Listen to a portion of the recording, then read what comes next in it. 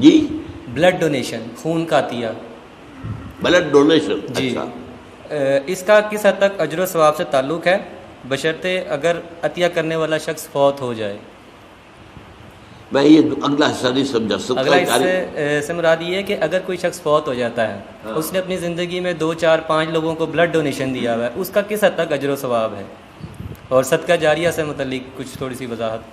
دیکھیے، صدقہ جاریہ تو اس کو کہتے ہیں کہ کوئی ایسا کام کہ جس کا ثواب کسی انسان کے فوت ہونے کے بعد بھی مسلسل ملتا رہے اس کو. ورنہ اصل قاعدہ تو یہ ہے کہ موت آ گئی تو اب آپ کا جو ہے وہ جو امتحان کا وقت تھا اور جو کچھ کمائی کرنے کا وقت تھا وہ تو ختم ہو گیا. جیسے امتحان میں کہتے ہیں کہ بس سٹاپ رائٹنگ، اب وہ آپ کی رائٹنگ تو ختم ہو گئی. البتہ بعض اعمال ایسے ہیں کہ جن کے اثرات بعد میں بھی پھیلتے رہتے ہیں، اچھے اثرات، تو اس کے جو ہے اللہ تعالیٰ کی طرف سے اس کا ثواب بھی اس شخص کے مرنے کے بعد بھی اس کے حساب میں درج ہوتا رہتا ہے. بہترین صدقہ جاریہ نیک اولاد ہے.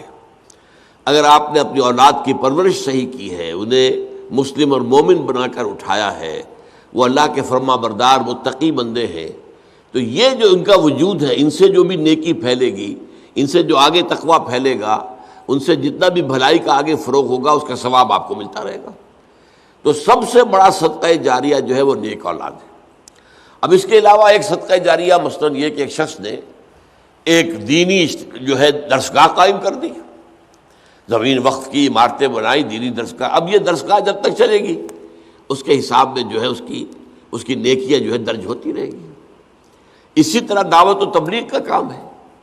آپ کی دعوت و تبلیغ کے نتیجے میں جن لوگوں کو بھی ہدایت نصیب ہوئی، اب ان کی نیکیوں کا بھی اجر و ثواب آپ کو بھی ملتا رہے گا. اور وضاحت کے ساتھ کہا گیا ہے بغیر ان ينتقص من اجرہ شیء، وہ جو نیکی کریں گے ان کے اجر میں کوئی کمی نہیں ہوگی. یہ نہیں ہوگا کہ ان کے اجر میں سے جو ہے وہ دعوت اور تبلیغ کرنے والے کو اجر ملے گا، بلکہ یہ کہ اس کا اجر بھرپور اس کو ملے گا اور اس کو اضافی طور پر جو اس کو ملے گا.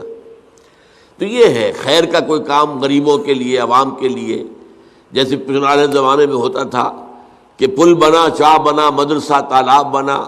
اب اس زمانے میں واٹر سپلائی تو نہیں ہوتی تھی، کہیں کنواں کھود دینا، کہیں راستے پر سبیل ایسی لگا دینا کہ پانی وہاں سے ٹھنڈا جو ہے مسافروں کو ملتی. یہ سارے کام جو ہے یہ صدقہ جاریہ ہے.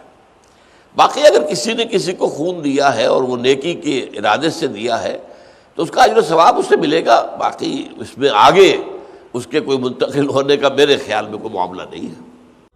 هي الحلقات تحفظني بآيات من القرآن، هي الحلقات تملأني بحب المصطفى العدنان.